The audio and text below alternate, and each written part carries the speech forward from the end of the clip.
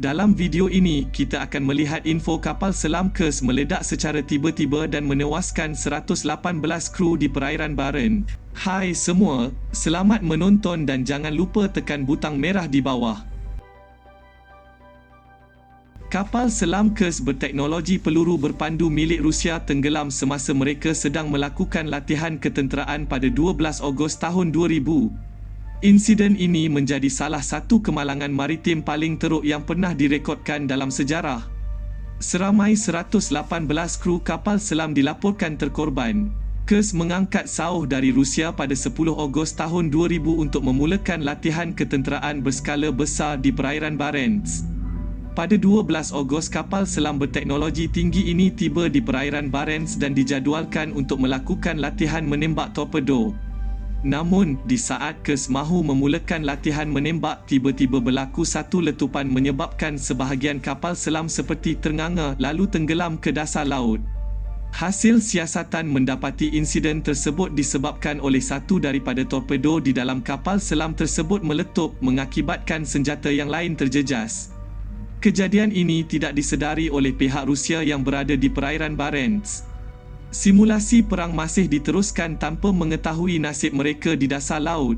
Namun selepas beberapa hari, barulah berita berkenaan kapal selam itu sampai ke Moskow dan satu dunia. Mendengar berita melibatkan kapal selam Rusia, banyak negara luar yang mahu menghulurkan bantuan menyelamatkan kru-kru yang mungkin masih selamat. Namun, ditolak oleh pihak Rusia. Setelah seminggu karam, misi menyelamatkan kapal selam tersebut dimulakan pada tarikh 19 Ogos tahun 2000. Apa yang mengejutkan mereka adalah tiada seorang pun yang selamat dan sukar untuk menemui jasad kru-kru kapal selam. Pihak luar mula menekan Presiden Rusia pada ketika itu agar mengangkat bangkai Kursk dari dasar laut untuk tujuan siasatan. Akhirnya bersetuju dengan tuntutan mereka untuk mengangkat bangkai kapal selam yang berada di dasar laut Barents. Sayangnya, hanya separuh kapal yang berjaya diangkat, selebihnya masih di dasar laut Barents. Meskipun laporan mengatakan kejadian ini disebabkan oleh letupan daripada torpedo, muncul beberapa teori konspirasi berkenaan letupan tersebut. Laporan Sunday Times dan Berliner Zeitung menjangkakan kapal selam Kursk tenggelam kerana friendly fire dari Pyotr Veliky, aset ketenteraan lain milik Rusia. Surat nota terakhir ditemui pada 27 Oktober tahun 2000. Pihak Rusia telah menyimpulkan teori bahawa semua anak kapal telah maut dalam beberapa minit selepas kemalangan itu. Tetapi, surat Kolesnikov mengungkapkan bahawa sekurang-kurangnya 23 orang masih hidup, beberapa di antaranya membuat usaha terdesak dan sia-sia untuk menyelamatkan diri. Walaupun surat ini merungkai sedikit misteri tenggelamnya kapal selam Kursk yang gah milik Rusia tersebut, namun masih tidak jelas mengapa mangsa tidak dapat memakai alat selam dan keluar melalui pintu keluar. Beberapa pakar menyatakan bahawa pintu jalan keluar itu mungkin telah rosak semasa letupan.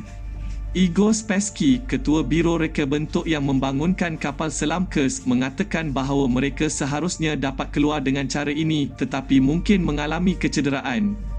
Punca 23 anak kapal selam Kursk yang selamat pada awalnya namun akhirnya maut juga tidak dapat diputuskan secara rasmi. Apa yang diketahui, pakar membuat teori bahawa air mungkin telah mengalir semasa percubaan melarikan diri lalu memerangkap mereka yang berkumpul di bahagian itu, atau mereka mungkin maut akibat hipotermia atau tekanan yang terlalu tinggi. Namun, sebab sebenar kejadian menyayat hati ini masih kekal misteri sehingga ke hari ini. Kejadian menyayat hati ini masih dikenang sehingga ke hari ini dan difilemkan. Buat yang berminat untuk mengetahui lebih lanjut berkenaan Kursk, boleh tonton filem Kursk yang ditayangkan pada tahun 2018. Sekian, terima kasih.